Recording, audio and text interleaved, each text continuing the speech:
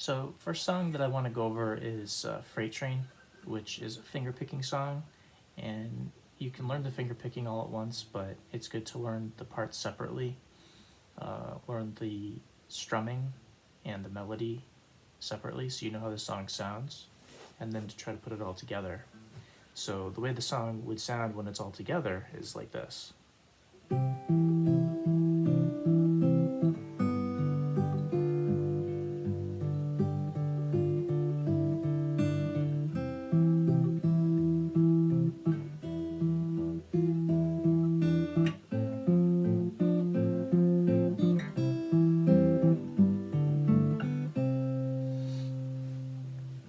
So it's, if you're going to just do the chords, it goes C, G, G,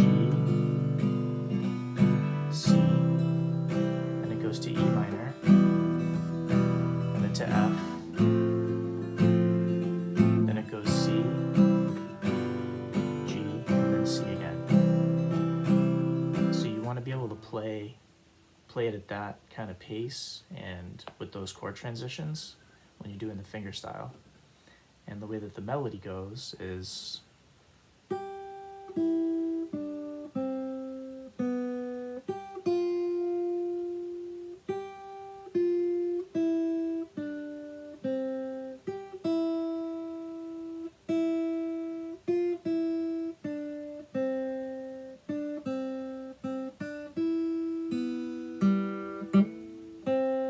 I messed up once there, but essentially that's the melody.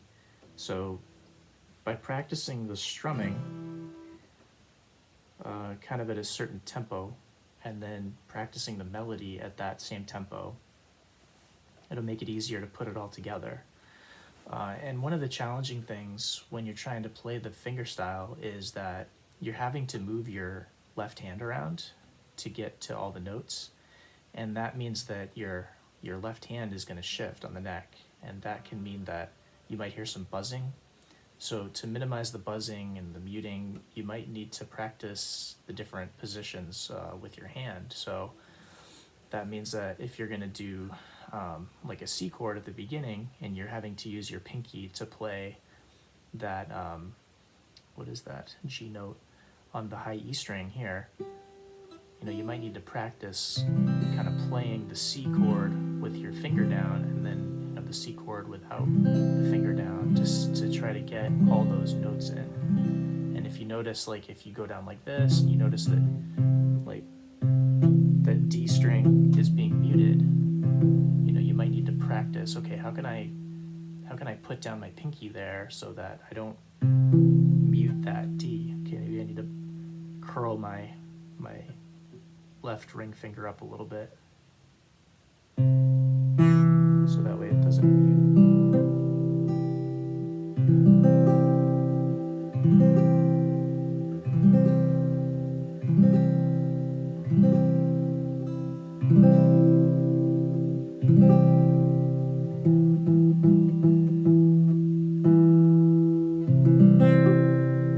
Still some buzzing in there, so I'm going to shift my left hand around a little bit.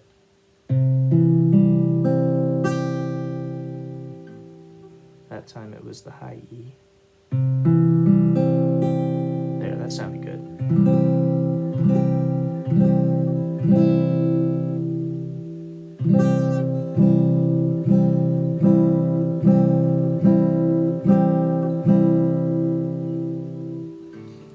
So sometimes you need to just take the chord that you're trying to play and see if you can play that chord one note at a time, starting with the lowest note. So I'll do a C here with my left hand. I'll do the C shape, and I'll go one note at a time with my right hand to see if I can play all those notes within the C chord without any muting or buzzing. So let's try that.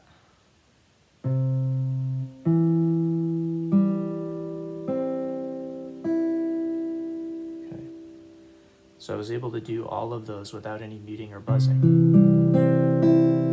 If you are muting or buzzing, then you might need to adjust your fingers a little bit. Like maybe this finger, your ring finger, is muting the string below it, the D string. Or maybe your middle finger on the D string is muting the G. Or maybe your index finger is muting the high E below it. And that just takes practice to adjust your fingers where they need to be. And not every single note within the C chord would need to be played. It's just that it's good to have that whole chord there in case you miss, because then if you miss one note, it's still going to sound okay because you're still doing a C chord, right? So like if I'm doing the bass notes like this and I accidentally hit right there on the G, it's okay because, it's part of the chord anyway. So one way to practice the freight train fingerstyle is to play just those bass notes, which are, when you do the C chord with the left hand, to play the C note, which is the A string 3rd fret, where you have your ring finger, and then the other note is the E, which is on the D string of the 2nd fret. So what you do is you do the C chord, and then you just play those notes and get them so that they're not buzzing or muting. It might sound, if you're hearing like a mute or a buzz from the D string, then it means that the ring finger is overlapping it too much. So you might need to just pick it up a little bit.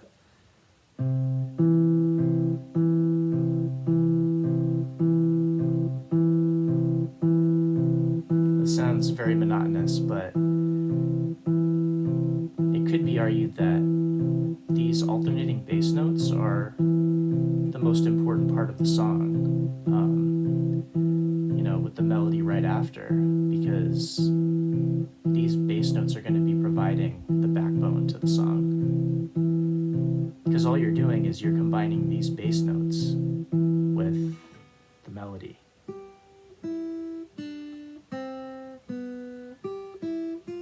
Right? So you're just lining them up so that you're playing the bass notes at the right times and the melody either on those beats or in between somewhere. So once you're able to get consistently that bass line without any buzzing or muting, then you can incorporate plucking on these strings down here, which are going to be part of the melody. So, and without using my index finger or my pinky finger to play that melody, just playing them open, and you can use any finger. You can use your pinky, your ring, your middle, or your index finger, whichever you feel most comfortable with. You just can't use your thumb because your thumb's already playing all the bass notes. So I probably use my index and my middle most because they're the most, they're just strongest and most reactive. So what you can do is you can do an exercise where you're just playing the high E note open and alternating bass, and you're only playing the high E when you're strumming or plucking the C note here on the A string. Okay, so it'll be like, and then after that you would do the D string, and then you would go back and do that again. And this is a good exercise because you're playing the bass and the melody note at the same time, and you're also ensuring that there's not going to be any muting or buzzing for any of those notes that you're playing. So what could happen is the D string might be muted because the ring finger is overlapping it, and then the high E string might be muted because your index finger is overlapping it, because this is an important note. You want to make sure you get it because it's a C, which is obviously part of the C chord. It's an important root note. But the problem is that it needs to be curled or you need to press down on that note in such a way that you don't interfere with that high E, because you want to be able to play that high E. It's part of the freight train song. So try to do, so for the exercise, try to just do the C followed by the D, and you're plucking that high E string every time you do the C note, the low C on the 3rd fret. But if you start to hear like a muting or buzzing, like if you start to hear that weird sound, like the high E isn't ringing out, so something needs to be changed. Most likely it's because my index finger is pressing on it or touching it. So I'm gonna curl it up a little bit more. There, that sounds better. Again, this is a monotonous exercise, but it's helpful in pulling the whole song together, because if you can't do this, then you're not going to be able to play the more complex combinations. So do that. And then when you feel comfortable being able to play that consistently, you don't need to be able to play it this whole time like I'm playing it, but enough to be able to cover 1 or 2 measures, right? Hand's getting sore. Let's see. Yeah, so the other part to practice would be, so what you can do is just add this one part, which is putting your pinky down. So still do that alternating bass, but this time you're going to play the C note on the 3rd fret of the A string and the open E once, then the D string. Then you're going to put your pinky down, right, on the 3rd fret of the high E string and play the C note on the A string and that G at the same time, the G note on the high E. Oh, I muted this a little bit, so that means that I need to curl my ring finger a little bit or move it up. Right? I either need to curl my ring finger, or I need to make it go higher and press harder on it. I'm going to try to curl it so that I can do. So I'm going to do again the C note, which is the 3rd fret A string, and then the E note, which is the D string 2nd fret, like I was doing before. But this time I'm going to alternate between just the high E open and the high E on the, and I'm realizing that I have to kind of move my elbow a little bit rather than just pull my hand flat down, because if I pull my left hand, I'm going to end up muting the D string, and I don't want to do that when I press down. So I want to be able to do,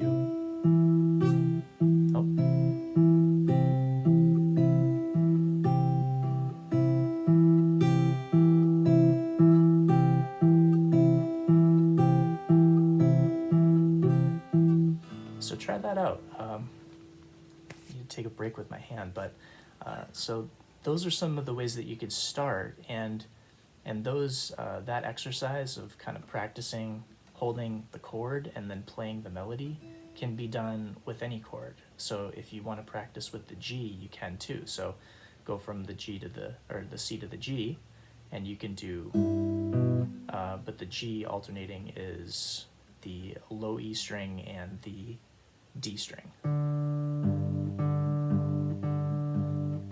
So you can do this, and then you can do the open E.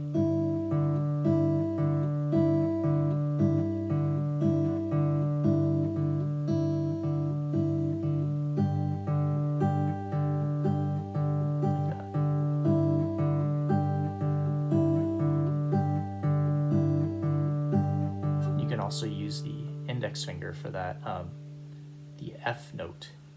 So it'd be.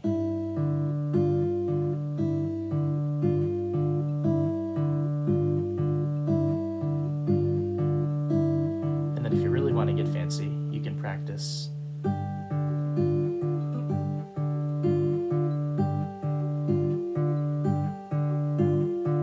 so to practice that one, you do the ring finger on the low E string, 3rd fret, and the pinky on the high E string, 3rd fret. Those are 2 G notes. And then play those 2 together, and then you move your thumb down to play the D note, or the D string open.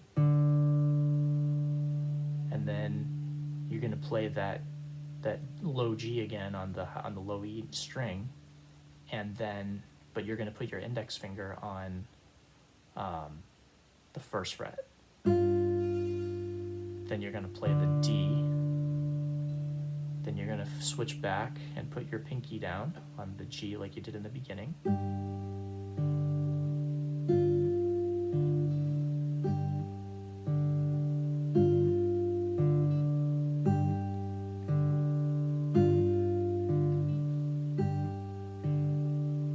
What this is doing is it's going from playing a G, a regular G chord, notes in that chord, to playing notes in the G7 chord. Here it has that little bit of a higher, like a twangier, right? So we're playing like, we're going from like G to G7, but we're doing it just with a couple notes in the chord.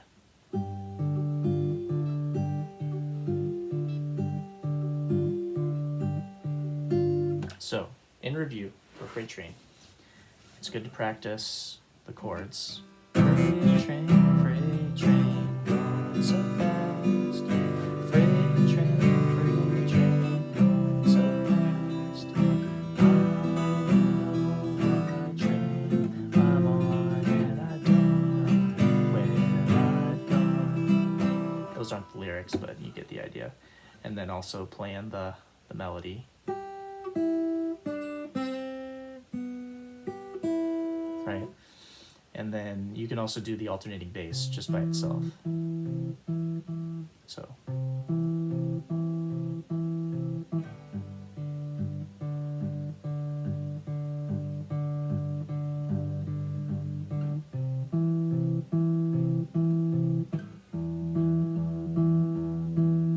And so on.